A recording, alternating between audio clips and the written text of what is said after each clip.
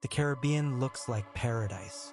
Crystal clear waters, endless blue horizons, and tropical islands stretching beyond the horizon.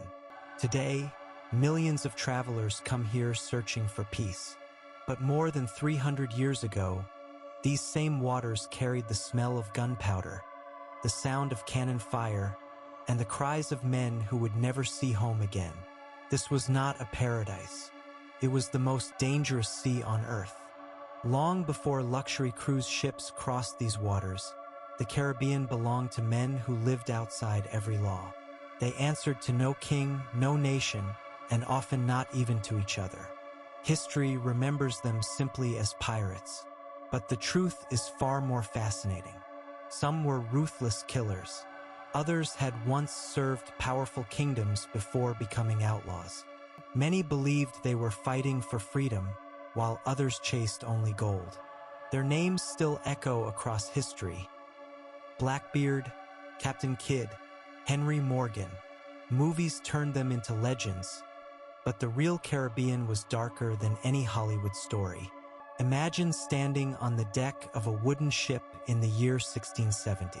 No engines, no radio, no weather forecast, only the endless sea and fear. Every voyage could be your last. Somewhere beyond the horizon, another sail might appear. Friend, enemy, or something far worse. Because in these waters, ships did not simply disappear. They were hunted.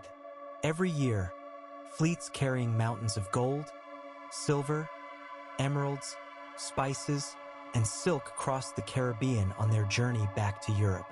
It became the richest shipping route on Earth.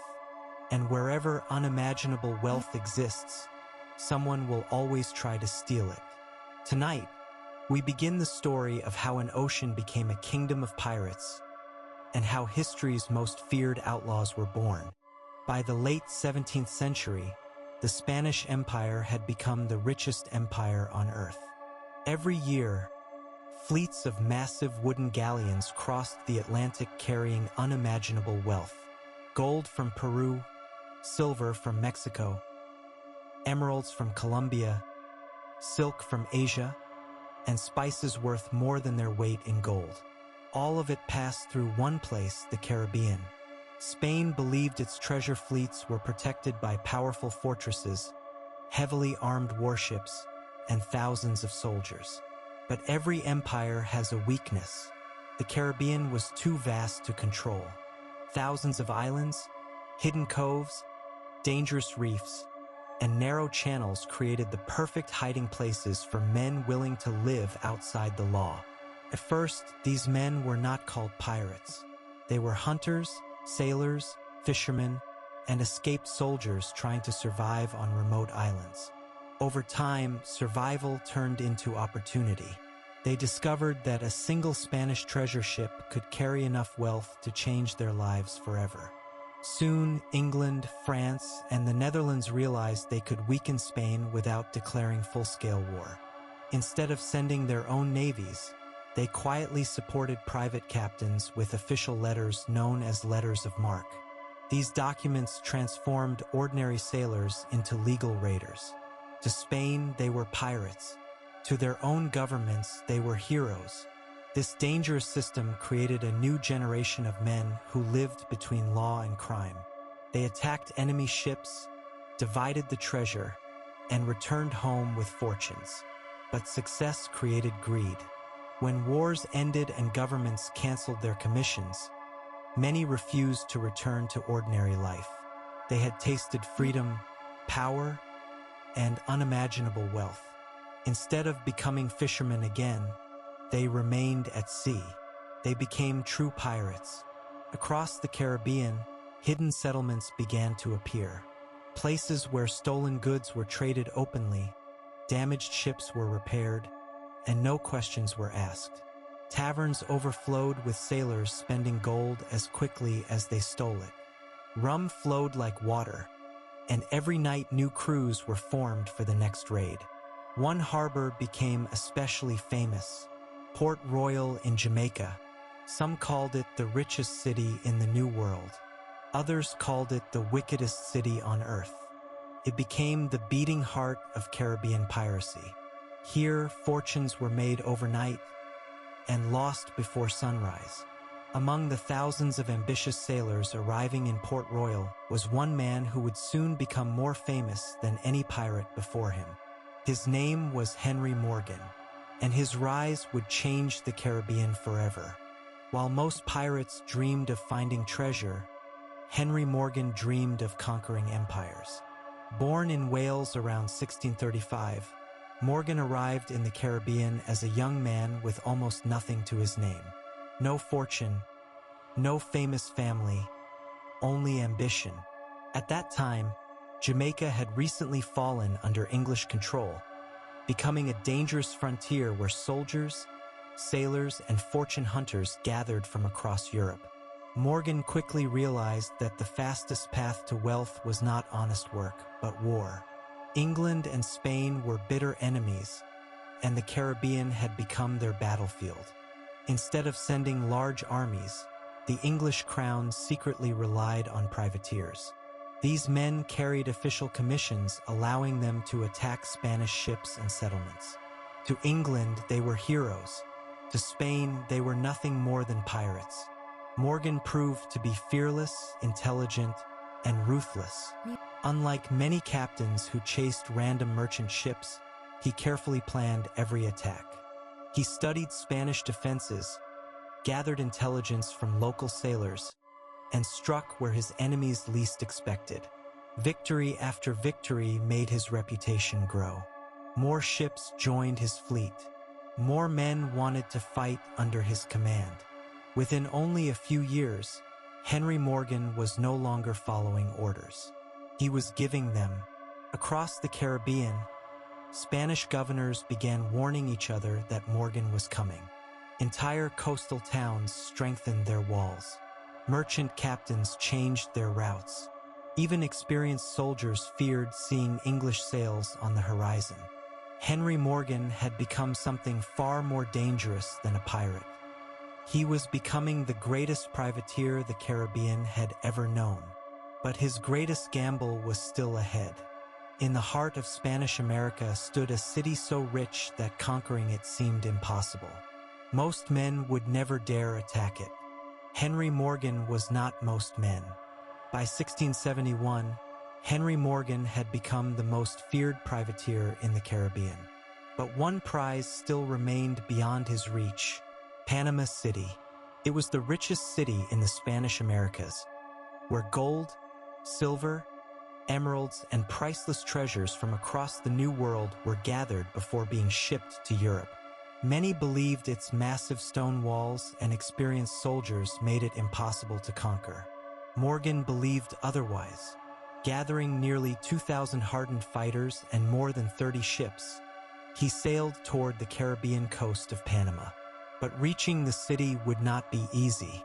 His fleet first had to capture the powerful fortress of San Lorenzo, guarding the mouth of the Chagres River. After a brutal battle, the English flag rose above the Spanish walls. The gateway to Panama was open, leaving many of his ships behind. Morgan ordered his men to march through dense jungle, across rivers, swamps, and mountains. Hunger, disease, and exhaustion nearly destroyed the expedition before they ever saw the city. Yet Morgan refused to turn back. Finally, after days of marching, the towers of Panama appeared on the horizon. The Spanish army rushed out to stop them. Cannons roared, muskets fired. Smoke covered the battlefield, but discipline and experience gave Morgan the advantage. Within hours, Spanish defenses collapsed. Panama City fell into pirate hands. Fires spread through the streets as terrified citizens fled. One of the wealthiest cities in the Americas was reduced to ruins. News of the disaster crossed the Atlantic and shocked the royal court in Madrid. Never before had a privateer dared to destroy one of Spain's greatest colonial capitals. Henry Morgan had achieved the impossible. But his greatest victory would also change the future of piracy forever.